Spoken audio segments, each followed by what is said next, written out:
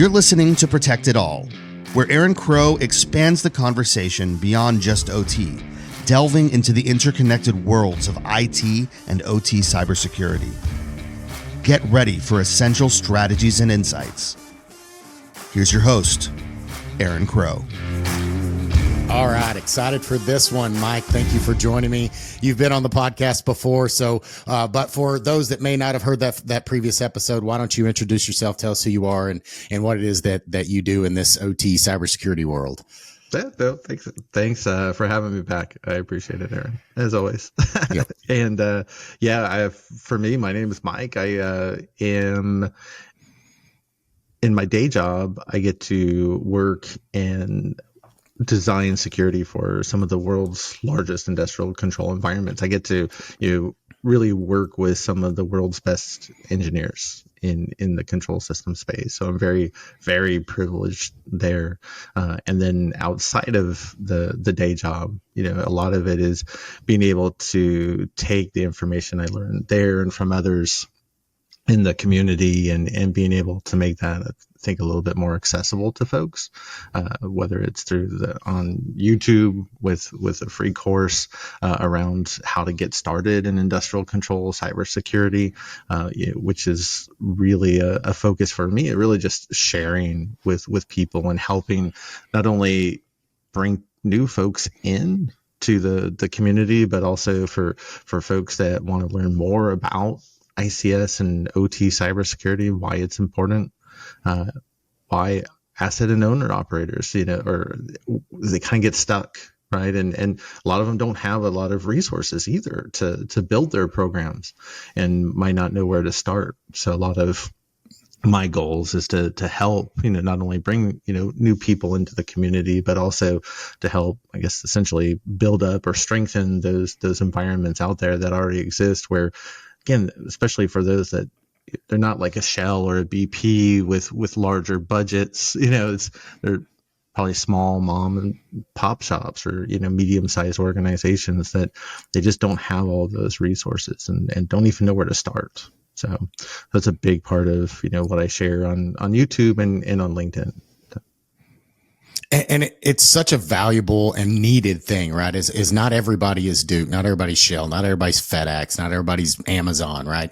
There's varying levels of budgets and complexity and staff, like all those things, and you have to start somewhere. Like there's plenty of organizations that are in the beginning stages and they don't know where to start, or they've started and maybe they've gotten to the 10-yard line and they don't know how to get it, that much further and what's that low hanging fruit and all those things are valuable, and coming from, working at a Big Four, and nothing against the Big Four. I loved working there. I'm glad I have that in my, that feather in my cap.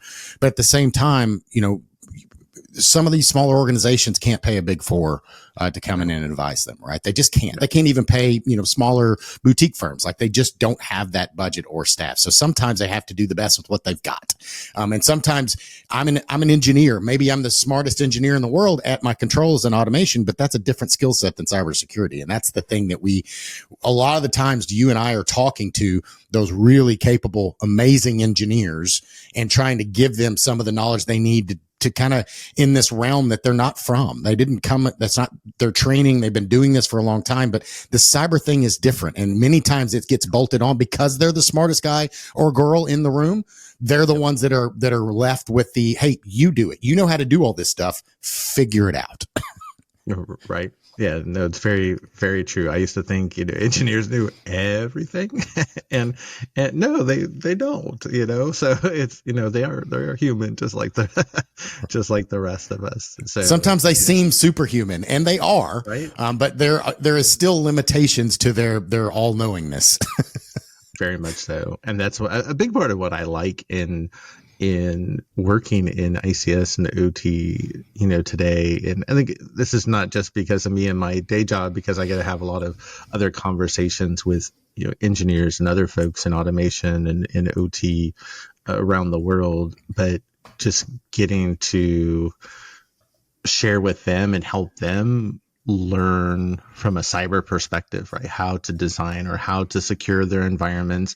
But then I also get to learn from them as well. So I'm always constantly learning. I learn so much every day from people, again, from all over the world, that it makes it really exciting. Where I'm an old IT cybersecurity person. I've been doing IT cyber for 30 plus years, right? And it's nothing against the folks in IT cyber. It kind of gets old after a while, though. Well, I guess like everything, but you go to most IT environments, right? They're very similar from environment to environment. Where you step into OT, and every environment is completely different. Even if you go into, right? Even you go into two different power plants, right? They can be very different internally, right? From a kind of a control systems and networking perspective, and the different systems and assets that they have, and how those processes operate. So it's you can even see it within a single plant between multiple units, where they've done upgrades at different times. Right. They've added third-party controls differently across it because of budgets or needs or whatever. And it's crazy to see, even at the same site, owned by the same company, ran by the same people, the same engineers, right? And there's a difference between block 1 or unit 1 and block 2, unit 2, right? And it's just that level. And usually it's not night and day. It's not going to be GE and, Toshiba, but usually it's GE, but it's different levels of GE. It's, I've upgraded this one 2 years ago, and this one's still waiting to be upgraded. So I'm dealing with all these different things, and that sounds simple, but on the scale that we're talking about, it can be really complex to really understand the intricacies of patching and support and how it all works, because that version could change the interconnection between PDH and UDF. I mean, there's all sorts of things that can change between those things that are beyond just an operating system that we deal with on the IT side, right? Right. It can be a lot more complex, and try to keep everything. And when I look at ICS and OT from a cyber perspective, I always try to keep it as simple as possible. But those are definitely some of the areas that can trip people up. They can get complex, and they can get complicated because of all those different values and systems that we see out there. Some of our projects, they take 5, 6, 7 years to build. We have an LNG facility that we just are bringing online right now, and we built the first 2 lines. That took 7 years to get done. Of course, COVID was in the middle of that, which didn't help. And now we're about to start work on the next 2 lines, which is going to still take another 4 or 5 years. So there's going to be definitely some small differences, at least between those two, that kind of, like you point out, like everybody needs to be aware of, from the engineering side, but also the folks that are leading the cybersecurity at the site.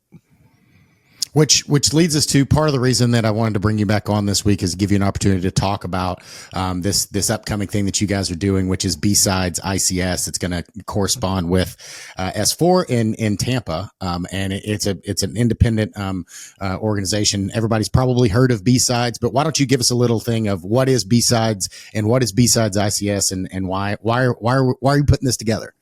Sure. Yeah. No. B-Sides, for those that aren't familiar, it's came out of the IT cybersecurity world, and it was really a couple of folks that they were applying to the larger conferences out in Vegas, like Black Hat and DEF CON, and I think it was primarily DEF CON, and all quality folks, right? Had great talks. Didn't get accepted for the conference, and they said, hey, I'm still really passionate about sharing this information. I really still want to get it out there. So a bunch of folks just met at a bar the day before the main conference, just hung out and talked about what they wanted to share.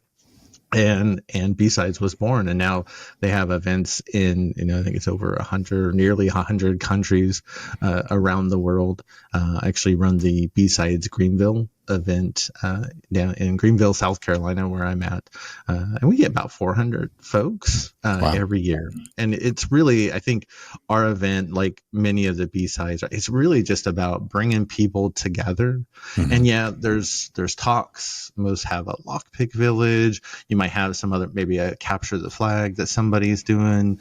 But really, I think B-Sides is really just focused on the community, right? Bringing the people together and just making those connections with, whether it's somebody that you just talk to for 5 minutes, you might talk to somebody for, the next 5 or 50 years, right? Depending on that connection that you make. And we see a lot of that. There's been, even just with like B Sides Greenville, we've seen other security groups and other conferences spin out just out of the B Sides Greenville area, where, I took mine we started B Sides Greenville because I went to the B Sides Augusta conference and said, this is awesome. And to me, it's still the best, cybersecurity conference on the East Coast, if not in the country, and personally. And I always was trying to get people to go to B Sides Augusta from Greenville, because it's a 2-hour drive. Sure. I could only get like less than a handful of people to go though. So I realized the only way to get, Greenville people to B Sides is to bring B Sides to Greenville. And that's actually somewhat the same approach with B Sides ICS OT, because we did add, some OT content to B Sides Greenville this year. And it was really well accepted. I think we had as many folks in the OT talks as we did in the IT talks, which was really exciting to see, because we had some folks that had been in the field for a little while, and then we had a lot of people that have no clue what ICS or OT is, and they wanted to learn. And so that was really exciting to see. And so when we look at, we have S4 conference, and this is, I've applied to speak at S4, and the last couple of years it's been, nice try. And Dale, who, Peterson, who runs the conference, right? He's actually, I'm really impressed, because he gets back to everybody really quickly. He does. And he tries to work with you and say like, hey, we can tweak this, or, maybe, it'll be a good fit, or maybe next year. Like, I think my topic, just, wasn't going to be a good fit for S4. And so it kind of made me think, I'm like, yeah, that's kind of how like B Sides started. It was just like, you had these guys that, had wanted to speak at a conference, and they just wanted to get together. And it's like, we should do the same thing, just in, with S4, right? Because with S4, you really do have like the expert and thought leaders of, globally coming to arguably the most important, largest ICS OT cybersecurity conference that there is. And it's like, well, everybody's coming, but we also want to, kind of help grow the community and bring new people in, and also make it not only more accessible for new folks, but also for asset owners and operators, right? The people that own these environments or that run these plants, right? You can't go to S4 and get a lot of real world practical information that you can take back to the plant the next day and help secure or run the environment, right? That's just not going to happen. And I talk with a lot of owners and operators these days. And so that's really kind of this idea behind B Sides ICS, is bringing in the community, kind of tapping in S4, right? Because we have all the experts in town, and then, but also bringing in new people to get them exposed to some of the, not only these experts, but just people that work in the field as well. And anybody that wants to, share, and then also make it very practical and approachable for asset owners and operators. Yeah. And it's a $30 ticket, right? Compared to, to over $2,000, right? For S4 right now for 3 days. So it makes it much more approachable. Right? I think, and making it, affordable, and making it so people can come and learn more about ICS and OT cyber. Well, it's one of those things where, B Sides does not take away, because B Sides, they do these they correspond with DEF CON and Black Hat and RSA and all these big conferences have these B Sides, and it doesn't take away from it. It's not to take away from the main conferences. Right. If anything, it's the opposite. Because you'll have people that end up going to both. So, ideally, if, we're able to continue doing B Sides ICS, because we actually had to get special permission from B Sides to be able to do a, specific conference focused on one topic. Yeah. Right? And because that's not something that they've done. They've done like 3 or 4 out of their entire history, and those were one-off events. Sure. And so, yeah, being able to, have folks at both S4 and B Sides ICS and kind of going back and forth. And you have a lot of people today that might come to the first B Sides ICS and they're just starting to learn, but maybe in a couple years, right, you do see them at S4 because they're ready to make that jump, and then they can come back and also get back to the community. Well, and it's you and I have talked a lot, and we have similar aspirations. Like the reason I launched this podcast, the reason you do your YouTube training, the reason you do your stuff on LinkedIn, the reason I do. Obviously, we have personal reasons from building our own brand, obviously, but that only matters if we're providing content and value, right? Our intention is to grow the network, right? To have different, I've been doing this a long time. You've been doing this a long time. At the same time, I don't think that my ideas are always the best. Believe it or not, like I've been wrong before. It doesn't happen that often, but it's happened, right? But it's not about being wrong or anything like that, right? It's about bringing more people into the industry, right? We know cybersecurity is not going anywhere. We know the importance of ICS and really having that understanding. So whether you're coming out of college, you're still in high school, you're trying to figure out what you want, or you've been in IT like both Mike and I were for many years, and you're wanting to bridge that gap from IT to OT, and it's a hard transition. But it's not undoable, right? I've done it. You've done it. Many of us came from other worlds because there was no such thing as OT cybersecurity. So it's not like anybody has 40 years experience doing OT cybersecurity, because it just wasn't called that. Now, granted, we have, because we were working in this industry kind of adjacent. It just wasn't called that, right? So all of these things, the entire intention is to bring more visibility, more understanding, to be open so that we're having diversity of thought and having more people's opinion. And to your point, Dale has to be really intentional about who gets on the S4 stage, because everybody wants to be there, right? So he has to really be picky on who's there and does it fit with the theme, and are they good on stage and all those types of things, because everybody expects that higher level of thing. Whereas at a B-Sides, not to take anything away from B-Sides, but you can have people that have never talked on stage before get up there, and that's okay. Like that's the benefit and the value there is that no matter where you are in your career, you can present at B-Sides, which is a great opportunity for you and the community, because we get to hear your idea. Even if it's not polished enough to be main stage S4, doesn't mean that there's not good value in it. Right. Exactly. And that's, I think, with the schedule we're looking at putting together, that we want to make sure that there is that kind of diversity across the board, right? It's not going to be, the typical like old white guys, right? like myself, just speaking for myself, right? But also with a large focus on a big focus for me is bringing more women and other underrepresented groups into the community for sure. Yep. And so and then also with B-Sides, and we have slots for new speakers, right? Someone that hasn't actually shared. That's actually one thing that we ask on the forum is, have you presented this before? And like an S4, they probably are looking for somebody that has presented, before. In some respects, right? We're kind of the opposite. We want those new folks that are really passionate about sharing their message and want to get it out there. Yep. Yeah, and we know, and to dive back into some of the content, so we know the value and the vast difference between IT and OT, right? And we know you posted something the other day that really triggered people, and I think is still a valuable conversation. Active Directory, right? So we look at Active Directory. Active Directory is a good thing.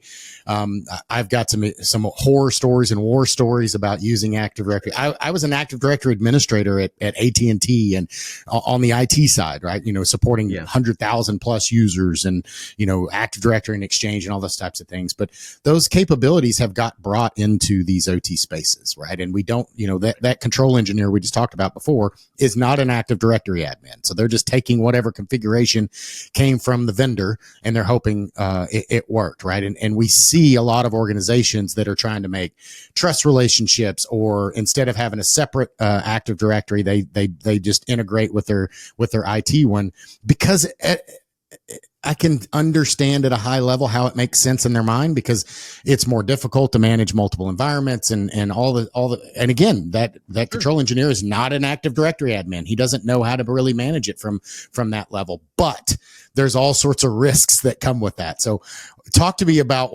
how you feel about Active Directory in OT and the whole IT/OT convergence thing. Sure. Yeah. This is coming from somebody like yourself. I've been doing Active Directory since it was first a thing, right? 1998 and, right. 1999 was when it started really picking up out of beta. And then, of course, when Windows 2000, officially launched, I helped design Active Directory for the Naval Marine Corps intranet, which was not, a small environment, sure. right? When you're talking the entire Navy and the entire Marine Corps, and then just carrying that forth. So yeah, there's this idea. And I think a lot of people, if you're new to ICS OT, you don't realize, this is something I had no clue before I stepped foot in my first plant, was there's windows everywhere. Right. Mm-hmm. And the plant manager was giving me a tour, and he's like, "Oh, here's all of our, data historians, they're running Windows and Microsoft SQL Server. And here's our Active Directory domain controllers. You have domain control. Well, shoot, like I know Active Directory. So, it's definitely something that I could even bring more to the table to help them with and help them understand. Cause like you said, they don't have that background. But, when you look at Active Directory, it is a great tool, right? To be able to put user accounts and passwords and be able to use group policies to push out security and other settings across, the environment and be able to administer systems, right? Especially in, the larger the environment, the more benefit you get out of it. The problem, is when you have your IT Active Directory, and then let's say you have your manufacturing facility, and they also have, of course, again, all those Windows systems in the plant. And so, we want to manage those as well with user accounts and passwords and group policies for all of our settings. So I think the initial instinct is, and mine would be, 15 plus years ago would be, let's just tie them all together, right? That's the beauty of AD. Like I can do everything from one central location. The problem that you run into is, think if an attacker or something like ransomware gets into the IT environment, really, especially with ransomware today, right? It just spreads like wildfire, right? From system to system, but instantaneously, everything is compromised. If you have that connection between IT AD and the OT environment, that infection, right, that ransomware, or if it's just an attacker, right, they're just going to move from IT right into OT and take out or compromise all of the systems. And I hear about it. It's almost like I get somebody at least on a weekly, basis talking about, that happened to us. Right. And they had to learn the lesson the hard way. So a big part of that post is so hopefully people, if they're designing in a new environment, right, hopefully you don't have to learn things the hard way. And if you have an older environment that's sharing AD, and I kind of get a sense that it's probably about 20% of the environments out there. I don't know what you've seen, but that's kind of what at least from my exposure, a lot of folks still have it.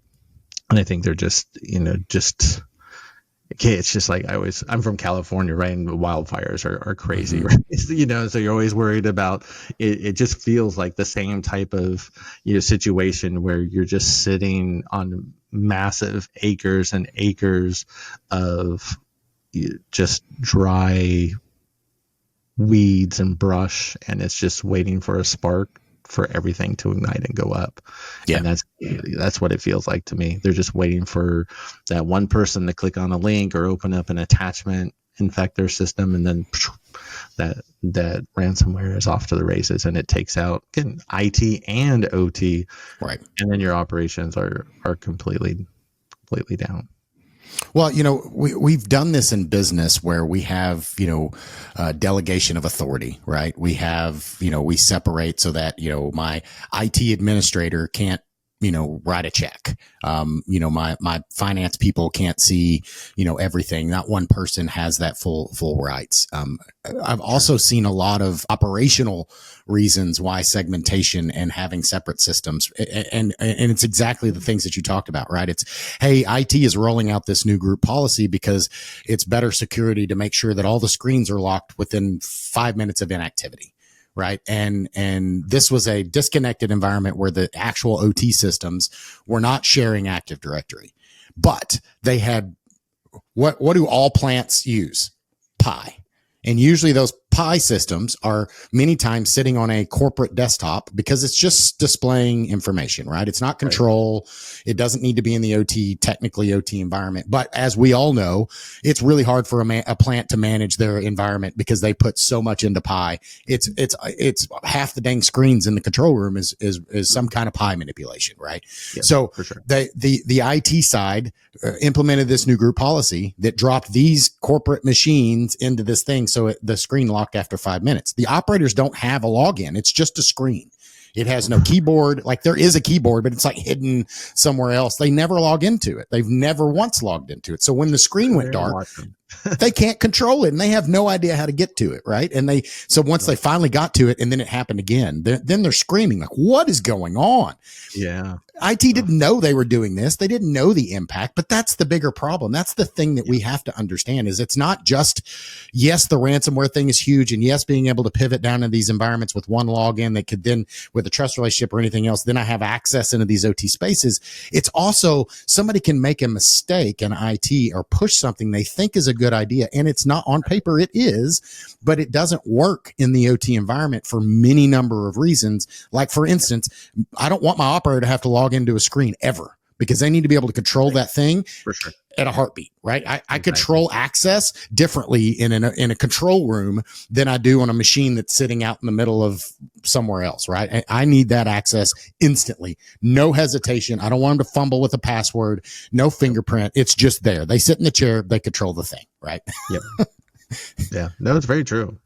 Very true. And I think it's one of those big differences, just between IT and OT. And that's why, it's just kind of one of those reasons they are very different. And so, we don't need IT AD and OT AD connected together. The biggest argument to that is, well, now I have to manage IT AD and I have to manage OT and AD. I'm like, yes, you do. But you've reduced the risk that's there substantially. Sure. Right. And I don't know. I've administered AD in really large environments. It's not that hard and it doesn't take that many resources. And once you set it up in OT, right? OT is just very static. It's not like you're getting into AD every day, making changes all day. It's, I just don't see that as a valid argument. I get it as a concern. Yeah. Completely. Right. I think it's one that it's not insurmountable at all. No, I agree. And that's the bigger thing to always remember is yes, you have to manage all these different environments, but you're also not managing the environment very often. Like we're not getting new accounts constantly. We're not installing things. Nobody's browsing the internet. Like once it's set, like most of these environments don't change for years. I mean, usually don't even have people coming in and out. Yeah. I mean, you're doing an annual review to make sure people change their password, like basic things, but you're not installing new things. You're not adding new devices. Nobody's plugging in or unplugging. Nobody's installing new applications on things. Like it's very, very static. Sun Tzu Art of War, things don't change and they're not updated constantly. So that's an issue. But on the inverse, then I should be able to notice when things change, right? So it's very simple. Once I set up Active Directory, and the argument I always come back with is this. It's, no, I don't want you to have one environment. Yes, I think you should allow IT to advise to make sure that the Active Directory environment is set up correctly.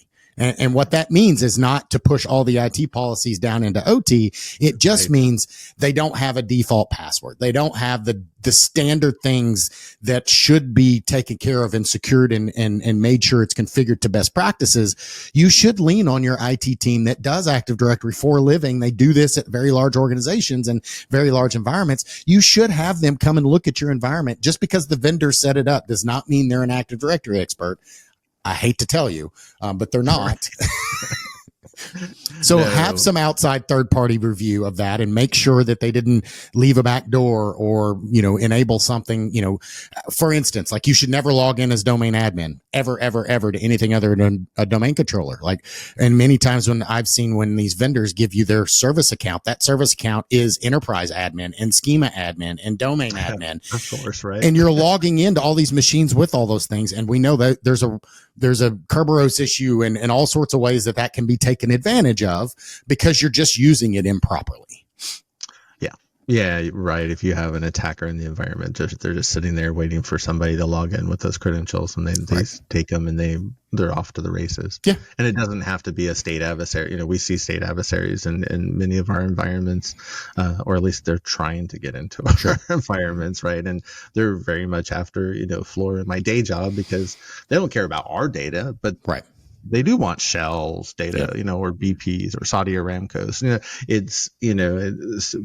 But it's also ransomware, and the common attackers and the hacktivists as well use all the same tactics and techniques, right? The little tricks, they'll just sit there, same thing, right? They'll just sit there and wait for one of those accounts that has massive, godlike privileges essentially in the environment, and it's off to the races, and they just take control over everything. Yep. And it happens so easily. And this gets back to, CIE and cyber informed engineering and really looking at all these systems and really understanding what they're supposed to be and making sure you have the right team and all that. Right. And this goes back to the whole theme of this, ICS and B Sides is really making sure that people are informed and trained. There's no way that you would know why because it's very easy to say, no, you could never do that in OT. Without explaining, right? And why the battle scars I've seen personally firsthand that Active Directory literally tripped a working power plant because they lost access, right? And it was done by a vendor. Long story, and I've said it before, but people coming into the environment don't understand because they haven't seen those things. So having them sit down and let me explain to them why, and I'm not saying you can't ever do it. I'm just explaining the difficulties that I've experienced and why I say no and why I say segmentation is important and why I've been burned by this way and this way and this way and this way. And these are the concerns that we have because at the end of the day, in an OT environment, safety and availability is the most important thing. It trumps all the other CIA triad, right? It's not even a close second. It is availability 100% of the time. So as long as I can safely operate it and continue it, if I never had Active Directory, like all these plant managers would throw all this crap out if they could just run their plant safely, right? And obviously we need these things because it makes it more efficient, blah, blah, blah, all the things, right? But at the end of the day, many of the cyber things that we do, we struggle to find the ROI on it. And sometimes you have to look on the inverse of, if I implement this thing, I can actually make it less available. I can actually make it less reliable because of things like this. And it's a once in a lifetime thing, but I've seen it multiple times. So it's not a once in a lifetime thing. It can happen. It's not just me. Ask other people. There's a reason why people are so scared of scanning, OT networks. It's not because vendors have told them that. It's because somebody scanned and it caused a problem. Like it's not a fear. It's not an unrealistic fear. Let's put it that way. For sure. Yeah. I actually had an industrial CISO one time tell me, in his environment, he's like, if you scan that PLC with Nmap, and he very serious, dead serious. He's like, it will leave a crater in the ground 3 miles wide. Right. Like, I probably won't be doing active scanning in this environment, right? But I can, think back to, me, 15 years ago, it's like, oh, I'll come in and I'll run Nmap and I'll run Nessus, right, to find vulnerabilities and map out your network. And that's not how it works in OT. But that just points to, how there are a lot of similarities between IT and OT cybersecurity, right? They're more similar than they're not. But when they're different, that's where we have to help folks from IT understand those differences. While also IT is helping, kind of like the example with AD, right? Helping out OT folks understand, okay, well, how do we secure, AD, right? How do we use it to secure the environment, right? And that really speaks to how we get IT and OT to work together, right? And I think that's also a big, going back to like B Sides ICS, it's this idea of being able to bring IT and OT people together. My goal is hopefully we have, half of the group is IT folks and half is OT folks. Yeah. And that we find a way to, meet in the middle and work together. Because the biggest thing my biggest pet peeve is when people say like IT cybersecurity is not OT cybersecurity. And I get the idea behind it, just like we're saying, they're very different in many ways. But again, to me, they have more in common than they don't. I agree. And it shouldn't be the IT side of the house and the OT side of the house. It's the same damn house that we're trying to protect. Yeah. And we need to work together to make that happen. Yeah. And I think awareness and education and bringing people together is the only way that we can get past, all these problems we see out there. Yeah, 100%. It's, the way I've said it before is like, we're on the same team. We're in the same jersey. Like, yes, you're IT and you have a different job than I do as an OT person, but that we're on the same team and we should be working together to secure this thing and make it more available and efficient and have the ROI and all the things.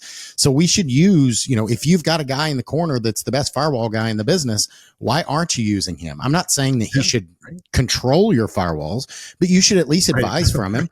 You should at least get his opinion because he is good at what he does.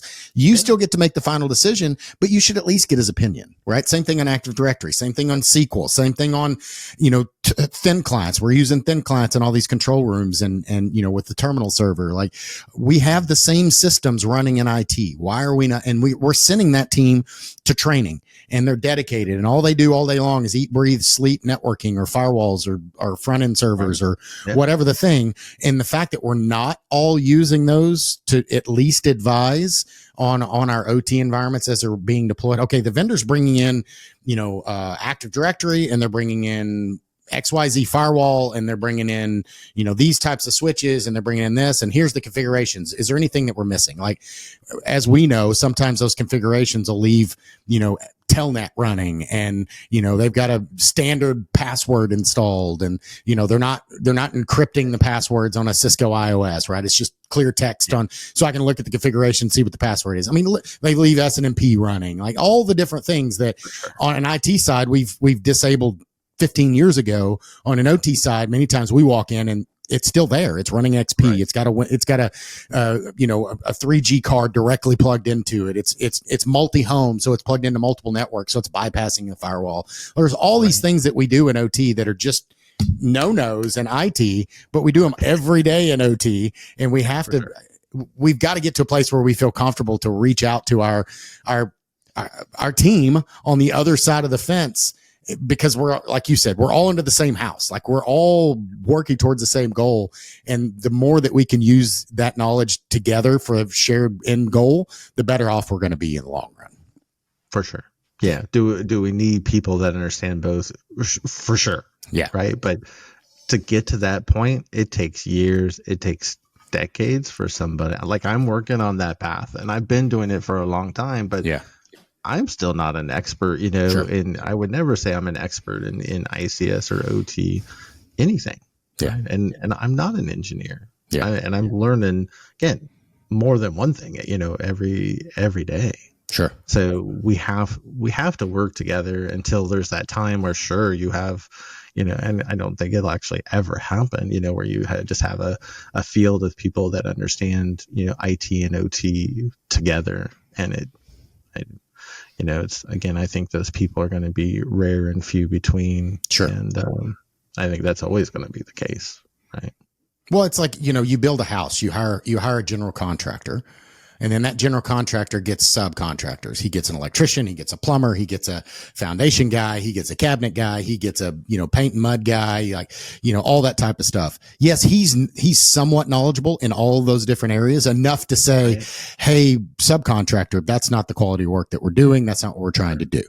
But at the same time, you don't want him doing all the work in those areas because he's not a craftsman. He's not an expert in all of those areas, but you don't need him to be. You need him to be able to understand enough that he can say, hey, electrician, we're not using aluminum wiring in this house. Like, I don't care how cheap it is. I'm not doing aluminum, right? And we're going to put it into code, and here's the code and all that stuff, right? It's no different in OT and cyber and in our enterprises. We need to have somebody at that top level that has the enough understanding, like you and I, that aren't necessarily experts in all these things, but we've been around and we've seen enough that we can say, hey, you're missing something there, or no, that's not how we're going to do this. IT, we are not pushing GPOs down into these products and locking their screens because it's going to cause a problem. This is why, right? And it's the battle scars from my hard hats up there that, I've been there.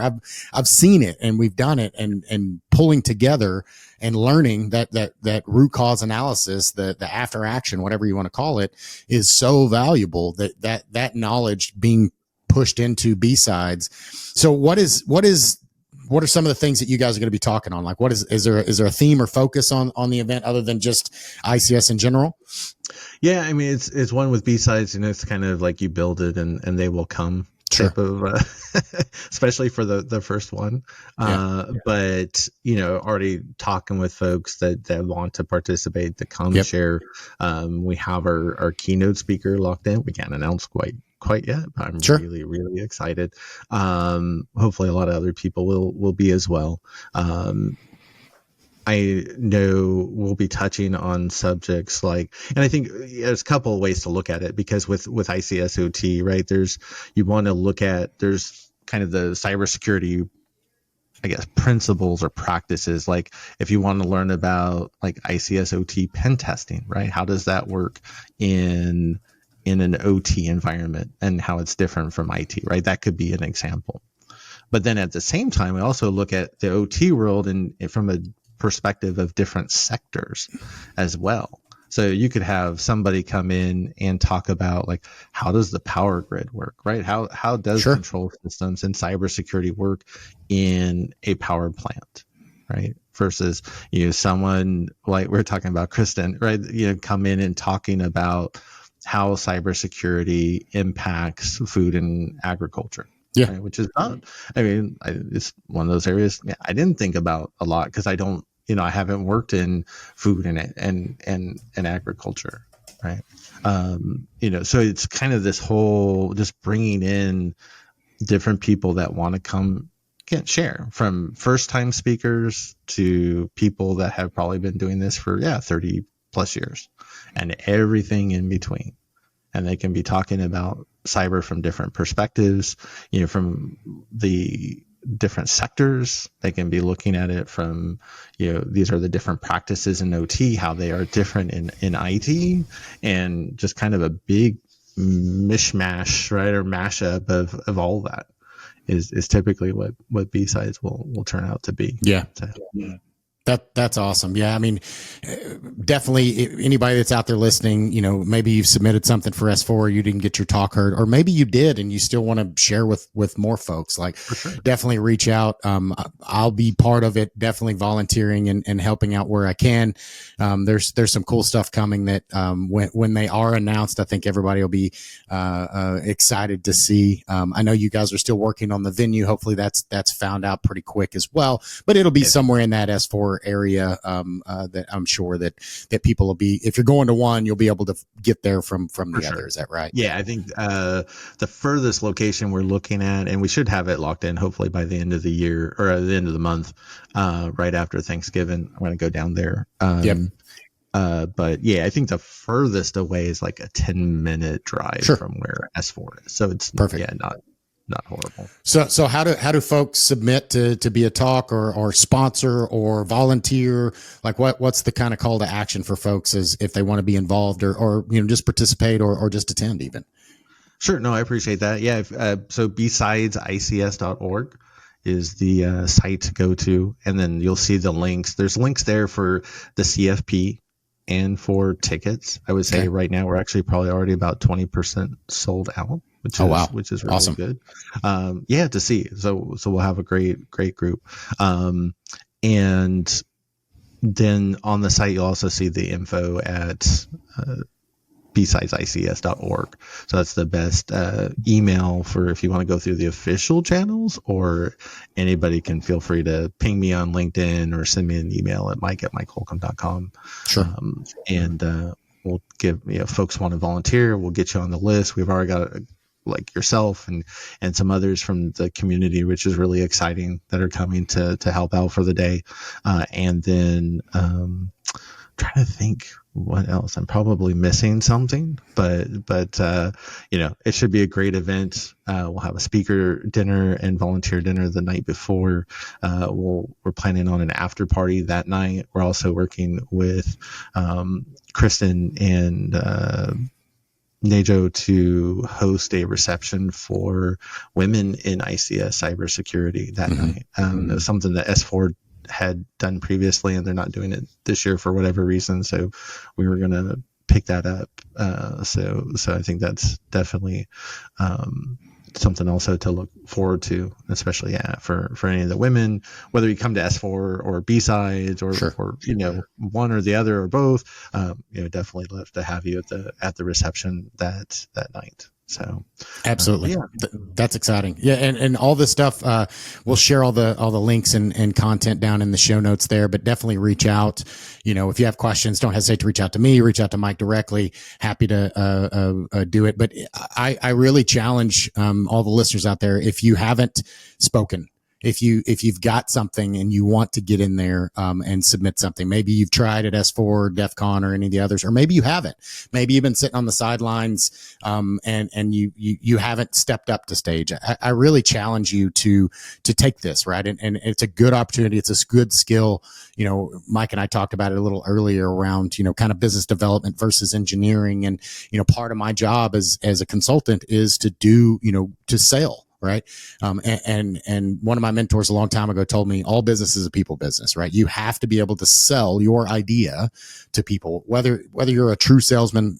People think sales and they think car salesman, but it's really, all of us are always selling to our wives, to our kids, to our boss, to our, the plant manager. You're constantly selling your idea and why it's a valuable idea and how you understand and how it's going to benefit them. Like that. That's what we're doing. Right. So getting on stage and honing that soft skill is valuable to all of us engineers, all of us network people, cyber people. Like that's a skill set that isn't necessarily trained at a CISSP or anything like that, but it's a valuable skill to have for your career and to just better the community in general, to have those dialogues and conversations. Because, Mike, some people may disagree with you and I on the whole segmentation and IT/OT convergence, and I'm happy to sit down and talk to them about it and just talk about my concerns, but that doesn't mean I'm against hearing their perspective as well. For sure. Yeah, most absolutely. Definitely. So when's the deadline? When do tickets, like how often or how quickly do people need to jump before they lose the opportunity to attend? Yeah, it's hard, to know since it's our first year as far as tickets selling out. I suspect we will sell out though, especially once we, release our keynote speaker. But we're going to try and get as many folks in there as possible. So we'll sell tickets up to the day, but again, they probably, I would imagine, are going to sell out. Yeah. Gotcha.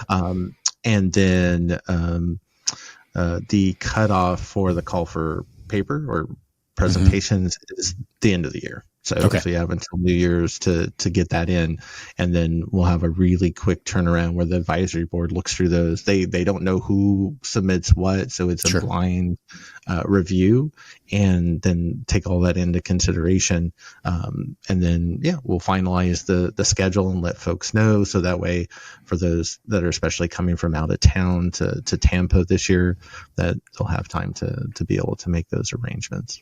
Awesome. That's awesome. Anything else you want to share with everybody to know before we wrap it up and tell people to just sign up and let's go? Yeah, I mean, that's really it, right? We want to make it as big as possible because we don't want this to be the one and only B Sides ICS. We've already had folks reach out from the UK and India and a couple other places that they want to do their own version, which is awesome. And which is what we want to have happen. We just have to make the first one a success so that the B Sides overall community supports us continuing with this, B Sides ICS OT in name. which I think a lot of people are really excited about. And even though maybe they don't care about ICS OT, and that's okay, not everybody does, I think at the same time they can see the value in the mission and support that. So there's a lot of excited people out there. And so I'm really excited for February to come and put on a really great show, have as many people there, again, sharing, connecting, learning, just getting to know each other and kind of take that back out into the real world and make a difference. Awesome. Yeah, that's exciting, man. Well, definitely have all those show notes. I'm excited to be there, be part of it, and experience the first one and help it be as successful as possible. So thank you for your time today, Mike. I really appreciate it, and I look forward to February and kicking this thing off. For sure. Yeah, it'll be great to have you there. For sure. All right. Thanks, man. Thanks, Aaron. All right. Thanks, Aaron. Thanks for joining us on Protect It All, where we explore the crossroads of IT and OT cybersecurity. Remember to subscribe wherever you get your podcasts to stay ahead in this ever-evolving field. Until next time.